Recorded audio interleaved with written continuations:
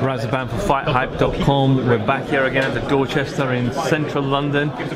You should get a room here, Raz, because like you're always down here. Unfortunately, I don't get the same wage package that you get, Spence, so I wouldn't be able to afford £700-800 a night. So let's make that very clear. My face and my passport. We try not to pay for anything.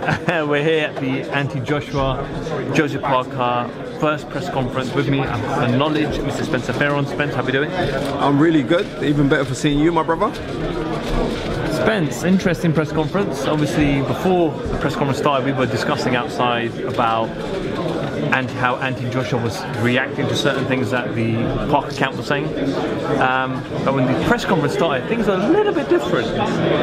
What do you mean? How? You'll have to explain to me. Obviously, one of the things we discussed outside was anti-Joshua saying that a couple of days ago he would not shake the hand of Joseph Parker after the fight. Okay. We saw a nice clean handshake there with not just Parker but his whole team. Anti-Joshua then clarifying the other facts that Dave Higgins was presenting with regards to him being continues to drop down on multiple occasions. Okay. And he went into in-depth about explaining those knockdowns and how and why those occurred, etc. Right. So those are my... So are you saying there's slight contradictions in anti-Joshua a little bit?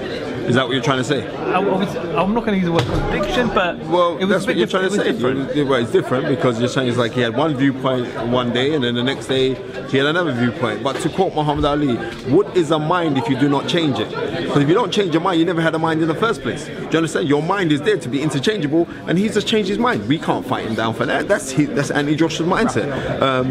This is a really good fight. Right? And it's a really good fight because last year when Eddie Hearn was doing hashtag toe to toe on Sky Sports with me, he said like, what fight would I really want to see Anthony Joshua in? And I said I would like to see him with Joseph Parker. Reason being for negotiations as well. When you're looking on somebody like Deontay Wilder, and then you see like Anthony Joshua would have three of the main titles, and then if he was to win the WBO title, which is the newest form of all the heavyweight championships. Did you know that? You didn't even know that, did you? Right, exactly. It came about in 1989, and the person that won it was actually Francesco Damiani, who's an Italian, and he beat Johnny Dupulli. I think it's Johnny Dupulli from South Africa. I remember the fight because that was in the Ring magazine. It was the first WBO World Heavyweight title fight. And from then, if you look at the line of the guys who have won it, the most, I would say, the most famous of the guys to hold that belt, because Mike Tyson never ever held it, Evander Holyfield never ever held it, even though he did fight for it as an old man. You go through the list, Riddick Bowe, I would say, was the most famous guy at the time, but then it got eclipsed by what Vladimir Klitschko has done. Vladimir Klitschko took that belt to, and we're living in a new age now. World title belts are just world title belts. But where would you rank Joseph Parker in that line of them guys who had the titles? Do you understand? So it's a newly formed crown, but it's who's got the belt. Britain has had two world champions who have been WBO titleists. You know what I mean? Herbie Hyde and Henry Akawande. Unfortunately, those two never ever fought. So there's a lot of history with the WBO in this country, especially with Matchroom. With Matchroom, because they were like the first people in the UK to promote the WBO heavyweight crown. It's crazy, right? That's enough of the history lesson. But so it's like things just come back. Life is not a line, it's a circle. So it seems like things are just coming back now.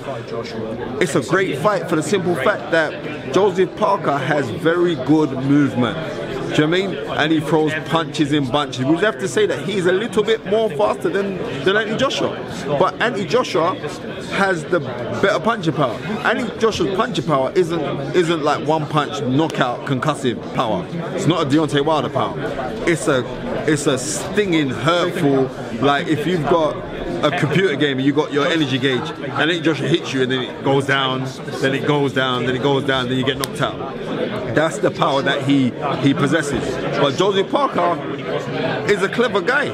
He's a clever fighter. He's got a good camp around him. He's got good people who know boxing.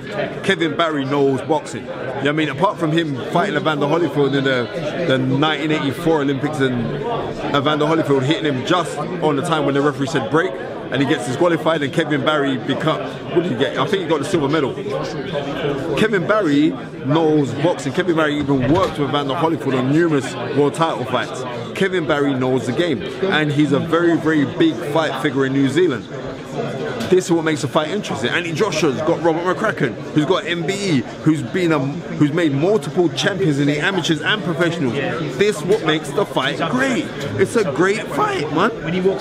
Do we look at, obviously, we look at Joseph Parker's previous fight against Fury, we look at Andy Joshua's previous fight against Takam. Both of them didn't look the greatest. Do we forget that and just look at them both together and stylistically it's just a great fight?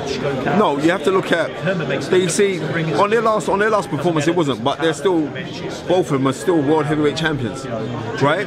And you have to, listen, as much as when we're saying, well, Josie Parker didn't look that good, you have to give a lot of credit to the style of Hughie Fury, that Hughie Fury made him not look that good. Do you understand? So Hughie Fury is actually better than how he looked on TV or on YouTube the fight was on, and Josie Parker is actually better because Josie Parker impressed me when he beat Takam. He did a better job on Takam than what Andy Joshua did. And Takam was more fresh then.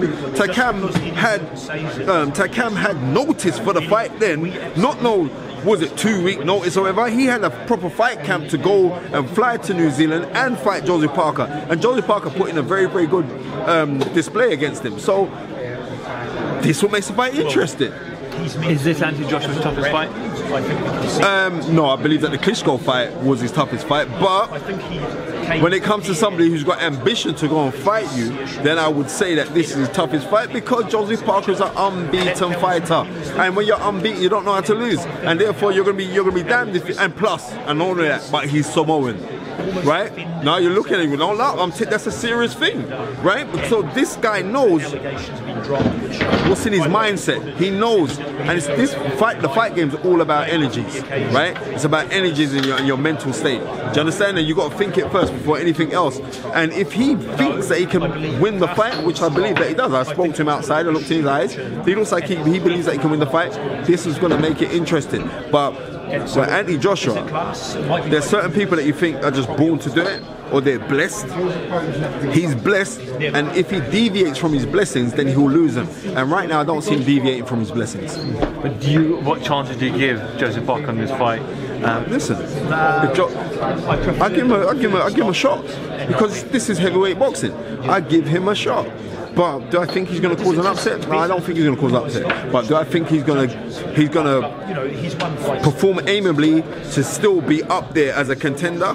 Then yes, I do. I think it's going to be one of those situations. Obviously, Spencer, Anthony Joshua's on this high pedestal, especially in the UK, that he's without doubt the most famous and best British boxer that we have currently. But do you feel like the division isn't stacked enough for Anthony Joshua to go on for years to come to prove? Why?